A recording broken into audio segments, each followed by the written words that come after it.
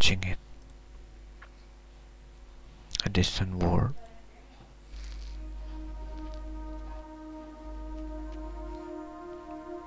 It's a gloomy place. I wonder, what is this place? It seems like I'm inside a house.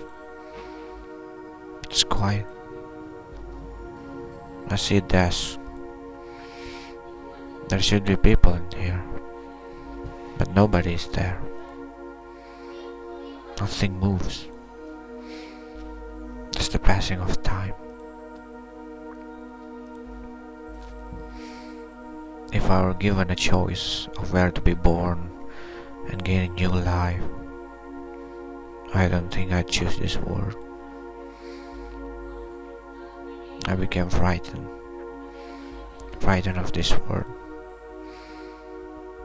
I had already noticed it for a long time, that this world has made its end. Nothing is ever born, and nothing dies here anymore. Not even the passing of time exists. That's why nothing will end. The next one to be born here will be the last. Locked in the world that never ends, and a place that no one can escape. Nothing dies here, so nothing can be born into a new world. I'm watching this frozen world.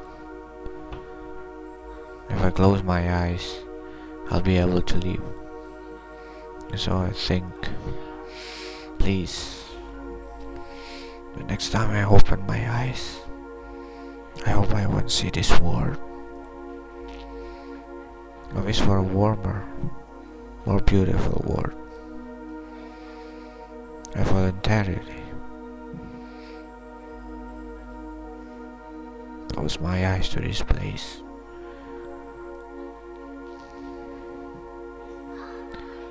At that moment, a light suddenly flickered. Something moved. I don't really know what it was, but something did move. It seems this world hasn't met its end yet. Perhaps something is living in this apocalyptic world. The light streaming from the window strikes upon the walls. Part of the shadowed area in this room is moving. If I can only move my eyes, I might be able to see what it is. But I still don't know what its true form is. It's slowly moving. Before long, the wolf reflects the light. In exchange, I see a lone girl before my eyes. She seems innocent. She looks intently at me. I wonder if she can see me. She tries to extend her hands toward me. However, the hands does not touch me. It passes through instead. That's right. I haven't been born into this world. That's why I can't touch anything. But if that's the case, why has that girl noticed me? I suppose only my form can be seen. And what does that form resemble? She fanned her hand left and right, and then she drew back that hand. She disappeared from sight. There's a person in this world. What is she doing in an apocalyptic world? How does she live? And what does she eat? She's still alive, right? I wonder, why do I worry about her? I guess that's what the same over this world. I became frightened again. I can't be born in this world, but that girl lives here. That's why I wonder.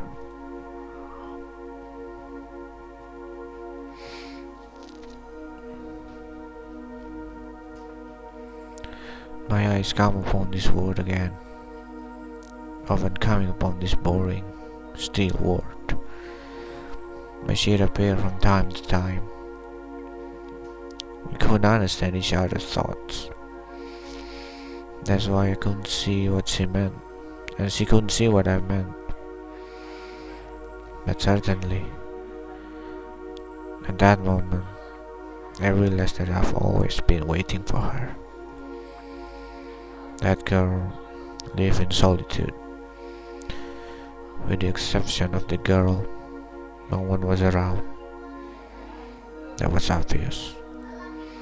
Here, nothing died, and nothing was born. That's what this kind of word is. And that is why, somehow, she doesn't get tired of watching me.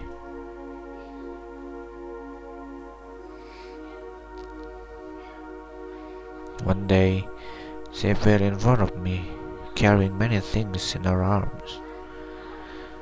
They were of various size, but all were junk. I can't help but call them junk. I have no idea how they can be useful. And there she spent quite some time constructing something out of junk. How much time has passed? I wonder. In front of her stood a doll half her height. The girl stood up proudly as she faced me. I watched her face, and then I finally realized that body was made for me. But what should I do? I didn't really understand. It's okay to wish, to be born in this world. Am I really wishing for that? Even now, this word frightens me. Nothing lives or dies here. A world that will never progress. But if this is really such a closed world, then my existence should end here. The girl put out her other hand. I saw how bruised and cut it was. It was the only thing that was warm in this world. Before I knew it, I wished for that hand.